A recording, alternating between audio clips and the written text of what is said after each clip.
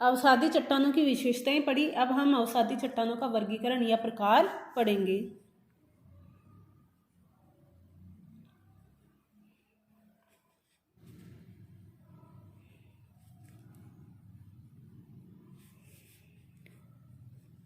तो हम देखते हैं कि सबसे पहला जो वर्गीकरण किया गया है वो अवसादों के आधार पर किया गया है।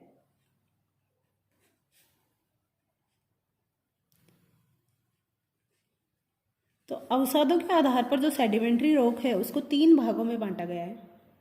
पहला है क्लास्टिक रॉक। ऐसी अवसादी चट्टानें जिनमें क्रिस्टलों का अभाव होता है उसको क्लास्टिक रॉक कहा जाता है। एक है नॉन क्लास्टिक रॉक,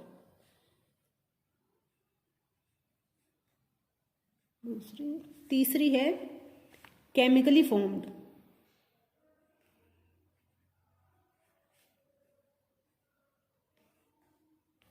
इस प्रकार से अवसादों के आधार पर सेडिमेंट्री रॉक को 3 भागों में बांटा गया है, clastic rock, non clastic rock, chemically formed. तो क्लास्टिक रॉक ऐसी रॉक होती है जो यांत्रिक क्रियाओं के द्वारा निर्मित है। यांत्रिक क्रियाओं से निर्मित अवसादी चट्टानों को क्लास्टिक रॉक के नाम से जाना जाता है। नॉन क्लास्टिक रॉक ऐसी रॉक होती है जो जैविक क्रियाओं के द्वारा निर्मित है।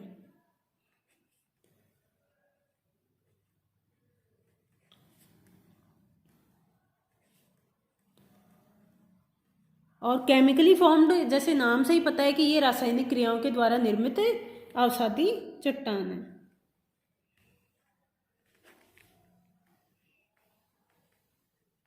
अर्थात उत्पत्ति के आधार पर, अवसादों के आधार पर इसे 3 भागों में बांटा गया है, clastic, non clastic, chemically formed. Clastic rock ऐसी सेडिमेंट्री रॉक जो यांत्रिक क्रियाओं द्वारा निर्मित है। नॉन क्लास्टिक रॉक ऐसी सेडिमेंट्री रॉक जो जैविक क्रियाओं के द्वारा निर्मित है। और केमिकली फॉर्म्ड ऐसी सेडिमेंट्री रॉक जो रासायनिक क्रियाओं के द्वारा निर्मित है। अब इसके हम उदाहरण देखते हैं। यांत्रिक क्रियाओं के द्वारा निर्मित सेडिमेंट्री रॉक में आती है मुख्यतः बालू का पत्थर, सैंडस्टोन, कांग्लोमरेट, लोयस जो पवन द्वारा निर्मित है, पवन के अपर्दन द्वारा निर्मित लोयस, हिमानी द्वारा निर्मित कांग्लोमरेट, बालू का पत्थर, सैंडस्टोन, शैल, क्ले, ये सब क्लास्टिक रॉक के अंतर्गत आती हैं। और जैविक क्रियाओं के द्वारा निर्मित अवसादी चट्टानों में मुख्यतः आती कोयला, चूना पत्थर, लाइमस्टोन और सिलिसियस रॉक।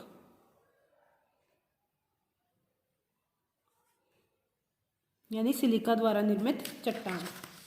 और केमिकली फॉर्म्ड सेडिमेंट्री रॉक में मुख्यतः आती है चौक, जिसको खरिया मिट्टी भी कहते हैं, जिप्सम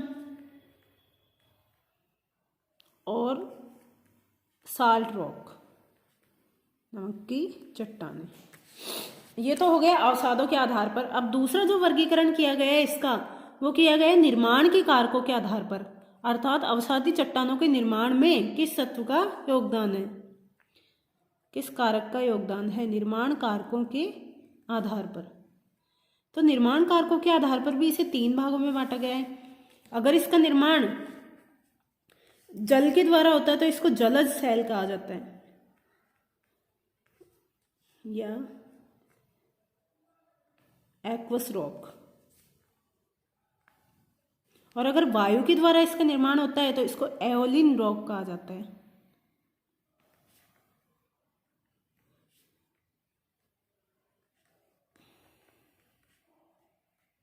और अगर हिमानी द्वारा निर्मित होता है तो इसको ग्लेशियल रॉक कहा जाता है,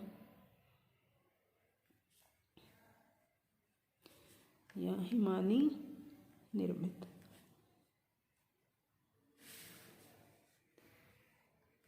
तो इसमें हम देखते हैं कि सबसे पहले जो जलज सेल है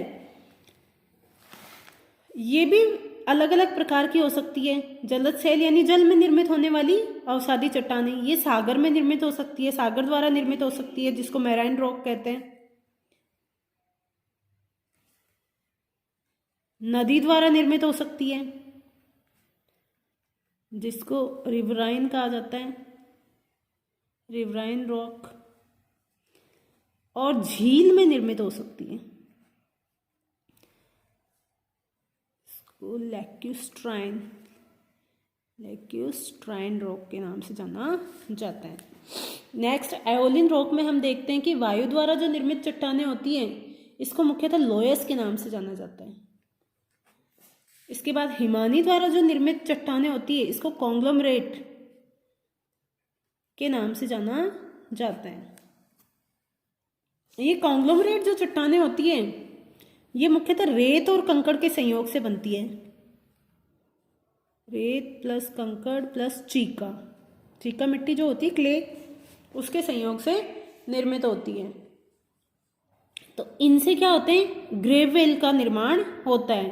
कॉन्ग्लोमरेट के जो ग्रेवेल होते हैं उनका निर्माण होता है, और ये ग्रेवेल बाद में कॉन्ग्लोमरेट में क्या हो जाता है, रूपांतरित हो जाता है। कॉन्ग्लोमरेट का निर्माण मुख्यतः सिलिका, इसके निर्माण में जो संयोजक तत्व होता है, जो कनेक्टिंग फैक्टर होता है, वो सिलिका होता है।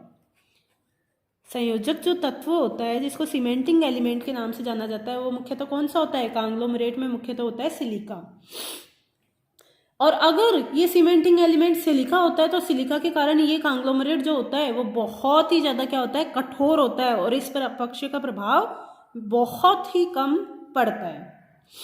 और जब कंकड़ इसमें, जब कॉन्ग्लोमरेट में कंकड़ गोल ना होकर कोण युक्त होते हैं तो उन कंकड़ को ब्रेसिया के नाम से, कोण युक्त अगर कंकड़ होते हैं कॉन्ग्लोमरेट में मुख्यतः क्या बनते हैं, कंकड़ बनते हैं, और ये गोल नहीं होते, मान लो जो बेबुल बनते हैं गोल नहीं बनते हैं, तो इनको अगर विभिन्न कोणों वाले होते हैं तो इनको ब्रेसिया के नाम से जाना जाता है। तो ये होगी ग्लेशियल रॉक मुख्यतः। लोयस क्या होती है, लोयस क्या होती है, वायु के द्वारा उड़ाकर, जब मिट्टी एक स्थान से उड़ाकर दूसरे स्थान पर इकट्ठी कर दी जाती है और फिर वो चट्टानी स्वरूप प्रदान कर दी जाती है तो उसे लोयस कहा जाता है।